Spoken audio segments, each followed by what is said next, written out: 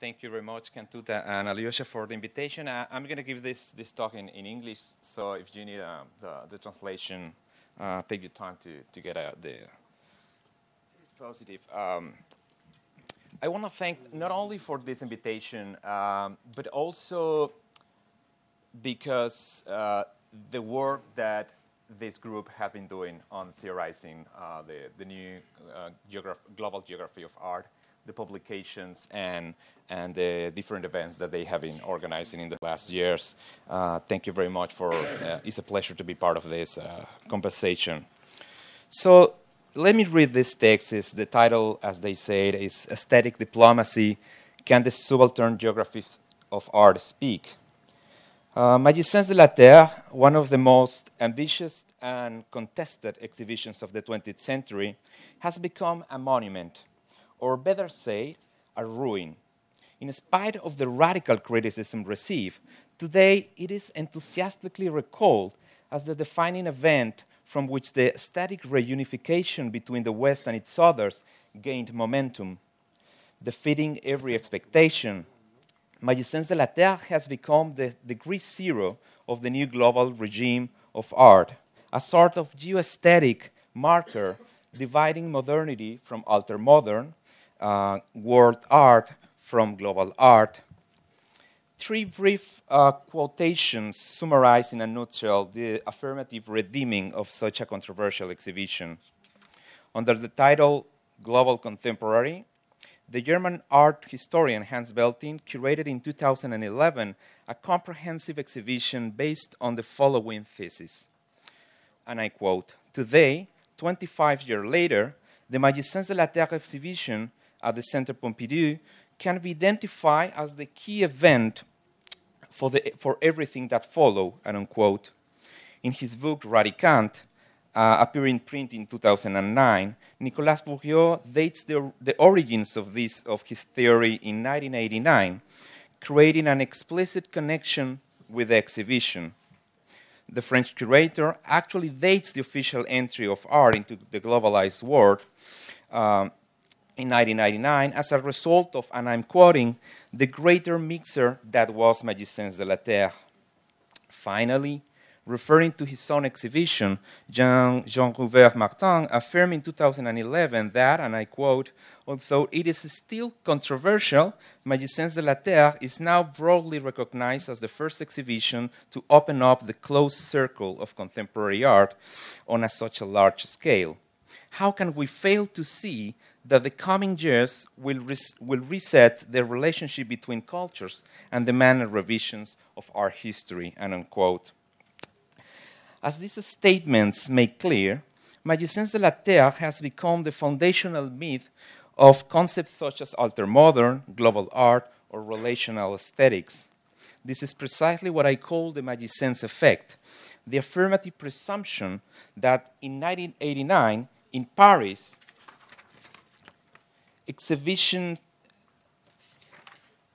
this exhibition put an end to Occidentalism, inaugurating a new geoaesthetic imaginary in which the non-Western geographies of art attain legitimate voice.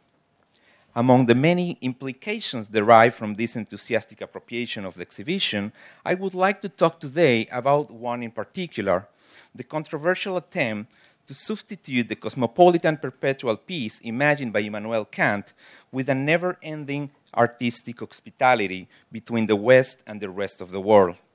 More specifically, I want to bring to the discussion this morning the potential danger of obscuring our capacity to detect new ways of discrimination, imposition, and racism in the world as a result of our impulse to celebrate a new global aesthetic deal. In fact, when I coined the expression Magiciens effect some years ago, I had in mind two following goals: to contest the presumption that art became global only after 1989, and to criticize the idea that the aesthetic hierarchies of modernity were dissolved as a result of Magiciens de la Terre, giving place to a truly global and post-hegemonic aesthetic regime. Now, what makes difficult to interrupt the Magiciens effect is the fact that it is informed and reinvigorated by a post-colonial paradox. 25 years later, even the most radical criticism and post-colonial rejections of the exhibition have been absorbed into the globalist discourse of art, reinforcing paradoxically the perception of Magiciens de la Terre as the foundational myth of the global art world. In other words, the complexities of the Magiciens effect have to do with the fact that, that not only those who defended the exhibition argue today that it facilitated the emergence of a truly global and post-asymmetrical world. Rather, this belief is shared by critics who consider it to be a neocolonialist expression in art, as Bourdieu himself does, and also, to mention a radical different position, Rachid Arin, who organized another show in London at the same time as Magiciens de la Terre, significantly entitled The Other History. 25 years on, detractors of Magiciens de la Terre, even those whose geostatic model is based on questioning the validity of the exhibition, have ended up accepting the idea that modern art and contemporary art declined in 1989, giving the way to the emergence of a global world. The emblematic case of this paradox, in my view, is Third Text, with no doubt the most influential publication on the interplays between art and postcolonial theory. As you may be aware of, Third Text was displayed as an installation in 2006 in Germany as a part of the in 2011 as a part of the above-mentioned exhibition, The Global Contemporary Art Worlds After 1989. In order to give visual shape to this thesis, the curators Peter Weibel, Andrea Wurenzig, and Hans Welting used Third Text as the postcolonial background of what they call the global turn of contemporary art. Displayed as an artistic installation, the journal was transformed into an illustration of globalism, diluting in part its radical deconstruction of exoticism. In the catalog, the curators of the show reframed the crucial role of the journal by emphasizing its connections with the globalist discourse. Let me quote part of the catalog. For those who may have asked themselves why the Global Contemporary has dedicated an entire reading space to the Third Text journal, here are a few reasons. Rachid Arin has had an enduring influence on the global discourse and had created a forum for writers who were previously excluded by the Western art scene. The journal plays a central role for the definition of global contemporary art, unquote. Another part of the Magiciens effect has to do with the role of our geographical imaginaries playing in the articulation of the global turn. In order to question the so-called center-periphery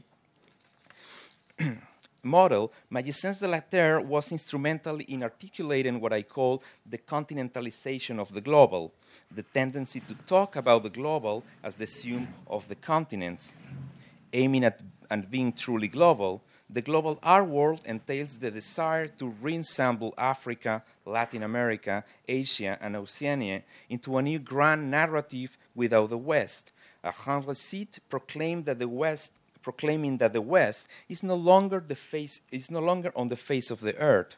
Nicolas Bourdieu, again, explicitly defends this complementarity between the globe, the continent, and the altermodern insularity when he writes and called, and the quote, if 20th century modernism was a purely Western cultural phenomenon, later picked up and inflected by artists the world over, today there remains the task of envisaging its global equivalent, that is, the task of inventing innovative models of thought and artistic practices that would this time be directed and informed by Africa, Latin America, or Asia, and unquote.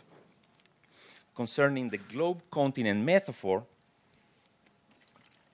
the Quai Branly Museum here in Paris is with no doubt a good example of this spatial paradox. Named by Jacques Chirac the Museum of the Authority, this museum was erected with the conviction of being in capacity to narrate the history of the globe without the presence of the West. Instead of telling the story of the world from the point of view of Europe, the aim of the museum is twofold: to transform the idea of the West into a mere container, and to transform the rest of the world into pure content. The result is the symbolic disappearing of the West and the reification of the non-Western continents in the materialities of the art world. Now, it is important to notice that at this point, the important role that this very venue, the Fondation Gulbenkian, played in the articulation of both the center-periphery model and the globe-continent metaphor. In 1993, this institution created the Gulbenkian Commission on the Restructuring on the Social Sciences, coordinated by Immanuel Wallerstein and capitalizing his word system theory. The aim of this commission was to produce a report examining the way in which the social sciences gave shape to the scheme center-periphery, involving 10 important researchers. It is not exaggerated to say that this report was the most influential source used by the post-colonial theory to deconstruct the so-called area studies. Later, a decade later, in 2006, the Fondation Gulbenkian commissioned another important project. In this occasion, the goal was the preparation of the Fourth Tate Triennial, to be held in London in 2009. It is not news to say that the curator for this commission was Nicolas Bourgeot, and that the results materialized in both the project Alter Modern and the book Radicant, involving antagonistic views on the geohistorical structure of modernity. Both projects are fully connected with the reformulation of the global art world. As you can see, the Fondation Gulbenkian has been instrumental in promoting critical discourses concerning the opening of the social sciences into the postcolonial discourse and in the reinterpretation of art history as a global aesthetics. Another important side effect of Magiciens de la Terre has to do with our current incapacity to make sense of the differences between the globe and the earth, between the earth and the world. While the arrogance behind the proclamation of Magiciens de la Terre as the first global exhibition of contemporary art has been fully contested, Cuban curator Gerardo Mosquera, for example, made the case for the third Havana Biennial as being more global and less ethnocentric than Magiciens. It is symptomatic that in the past 25 years, only few commentators discussed the superposition between the globe, the globalizing scope of the show, and la terre, or the earth, the living organism alluded in the title. Overlooking the masculine-feminine connotation of these terms, the globe, la terre, and le monde were presented in 1989 as interchangeable concepts, or better say, the globe was displayed as the surrogate for earth, and the world, extending the philosophical postulate of Martin Heidegger, was depicted as already conquered as an image. But globe, earth, and world cannot be more opposite terms. In fact, my whole critique of the Magiciens effect derives from the idea that the other side of the global is not the local, as it is fully accepted in politics, economy, and the arts, but rather the earth, or the planet, the real physical and non-spherical place in which we live. As the British geographer Dennis Cosgrove pointed out, and quote, Earth is organic and environmental rather than spatial. In contrast to Earth, world has more a social meaning. Humans go into the world. They may become worldly. Globe associates the planet with the abstract form of spherical geometry. As a globe, the planet is geometrically constructed. The globe is visual and graphic rather than experiential or textual, and unquote.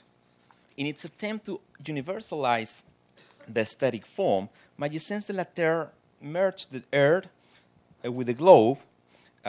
In my view, the third important geoaesthetic paradox of the Magiciens effect has to do precisely with this, with our incapacity to properly use artworks and aesthetic experiences to deal with the incompatibility between these terms. So close yet, so far, the earth blinks behind us as a ghost, as a shadow, as a wound.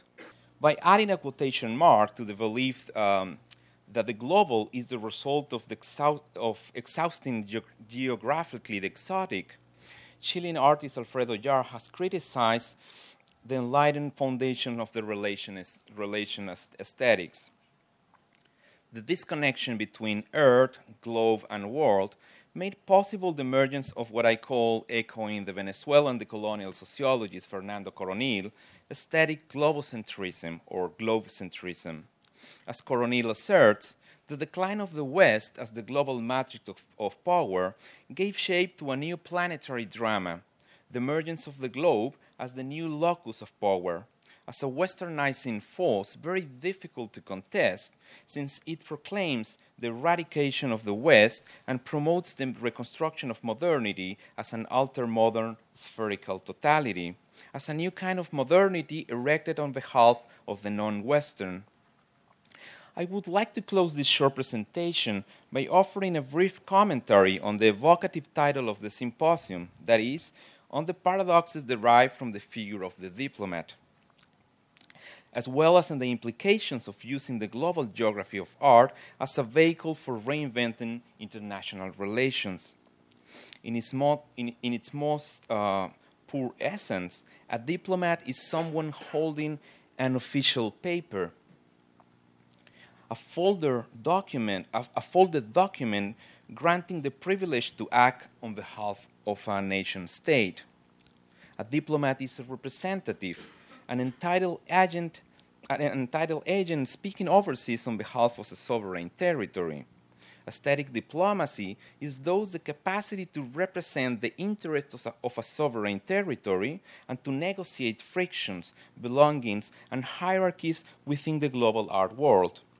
If we want to overcome the gravitational attraction of the Magiciens effect, we need to understand first what kind of diplomatic discourses allow the curators of Magiciens de la Terre to speak on behalf of the globe.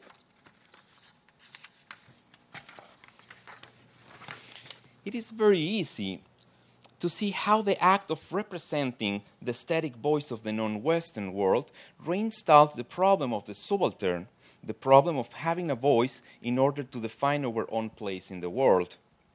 Echoing the foundational postcolonial debate inaugurated by Gayatri Spivak, the dilemma of nowadays aesthetic diplomacy could be formulated with the following questions. Can the subaltern geography of art speak? Are the so-called African art, Latin American art, or Asian art properly heard? It is the global art a sort of postcolonial lingua franca offered to the world by the West? It is, of course, not my role here to give definite answers to these questions. On the contrary, my intention today is to incite the speakers to start a conversation on them and to examine altogether who is talking today on behalf of the non-Western and who is aiming at speaking 20 years later on behalf of the globe. As Spivak has extensively emphasized in the last decades, the subaltern definitely speaks. The problem is rather that the voice of the subaltern is never heard, that the message of the subaltern is always invisible as a political gesture. If we translate this discussion into the geopolitics of global art, we are moved to conclude that despite the fact that the subaltern geographies of art actually speak, the problem of what kind of political community is the global art world remains unanswered. As French philosopher Jacques Rancière notes, and I quote, "A political community is in effect a community that is structurally divided, not between divergent interest groups of opinions, but divided in relation to itself," and unquote. In my view, this internal partition of the globe is precisely the arena in which the frictions between the globe as a symmetrical fiction, and the planet as an uneven inscription of the modern colonial world emerge as the major paradoxes of the Magiciens effect. Last year, when visiting the Sao Paulo Biennial, I had the opportunity to see an inspiring work deeply connected with the internal partition alluded by Jacques Rancière. Entitled Ima Nandestama, the piece is an 8-minute film by the Portuguese artist Armando Quiros. Very kindly, Armando accepted to share his video with us, and it's like 6-7 minutes long. You had a volume because... Our people were always invisible. The indigenous people, the indigenous peoples, they always were invisible to the world.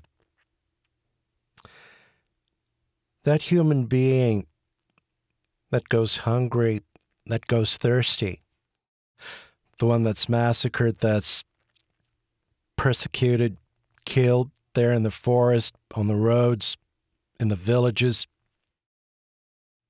This one doesn't exist.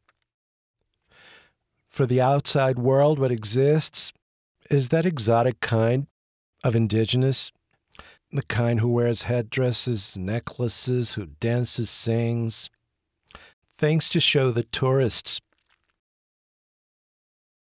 But the other one that's there in the village, this one suffers from a disease, which is the disease of being invisible, of disappearing.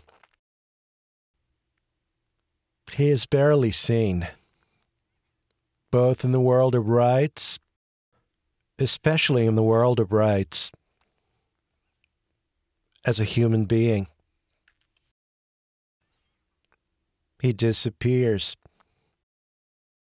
He drowns in the sea of bureaucracy, in the sea of academic theories. He's drowned in the realm of words. When academia, the scholars understand more of the indigenous, of the Indian, than the Indian himself, he is rendered invisible by academia itself. And then he loses his voice, he loses his focus, he loses his image. He vanishes, he disappears. He returns again when there's conflict, when the media looks for news to sell newspapers. They show the Indian killed, the Indian drunk, and the Indian lazy, like as you read about in all those books. The Indian who wants lots of land, the Indian who has lots of land.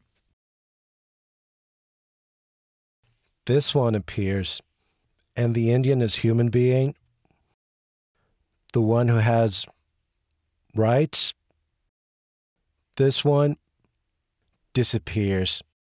He has always disappeared.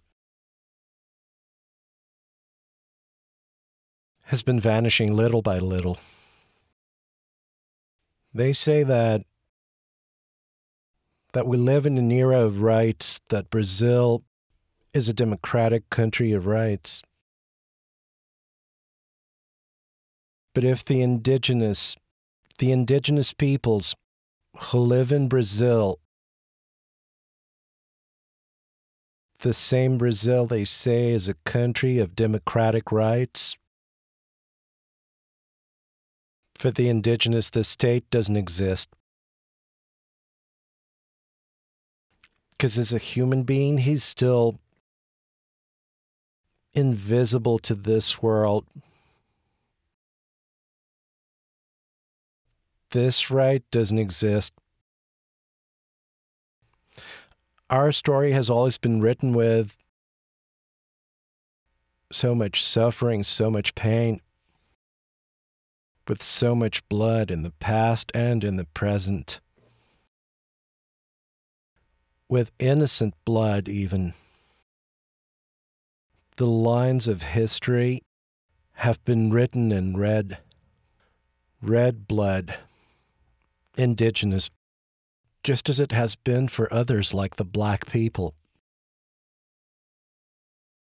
But in our case, so many Indians are still being killed in the villages that exist in the forests. In this one, he doesn't exist.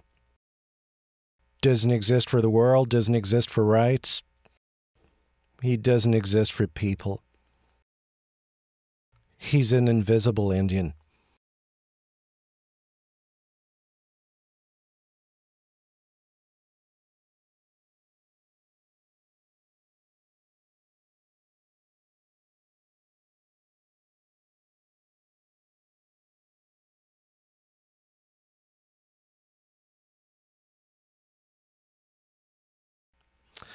He's like a cry in the silence of night. Nobody knows where it came from, what it is that happened, and nobody knows where to find him.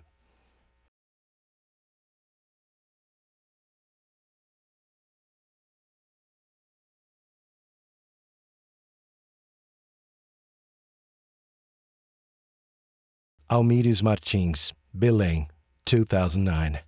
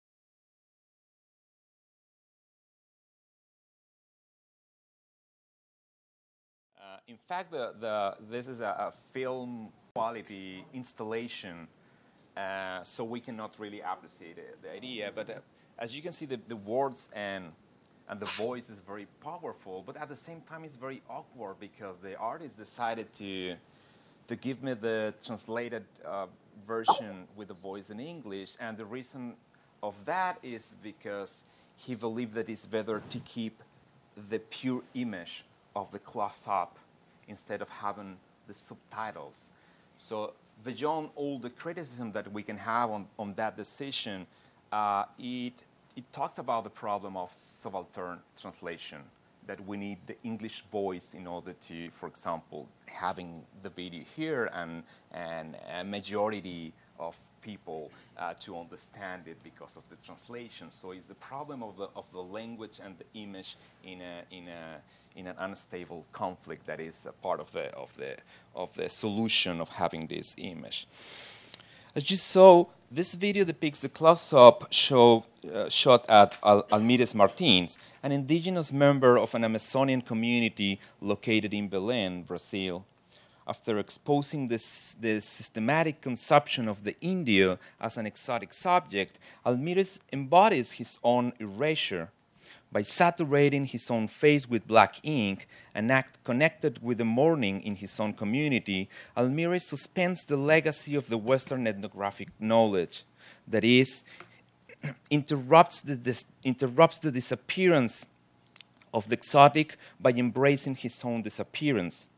A face being erased from the surface of the globe is for sure a powerful image.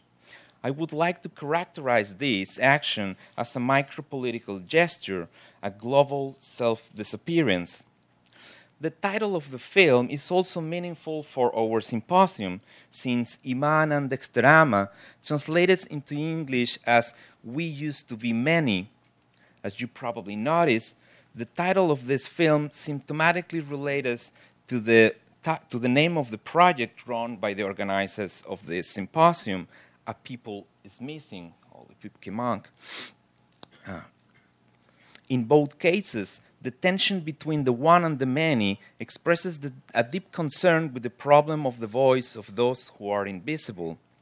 Let me conclude then by saying that in the same way that I affirm that the opposite of the global is not the local but the earth, I also believe that the geostatic scenario to come after the Magiciens effect is not the post-racial, post-hegemonic, or post-ethnographic map announced by the ultra-modern theory, but rather a territory of awareness of the traces inscribed over the surface of the planet by the modern colonial world. Thank you very much.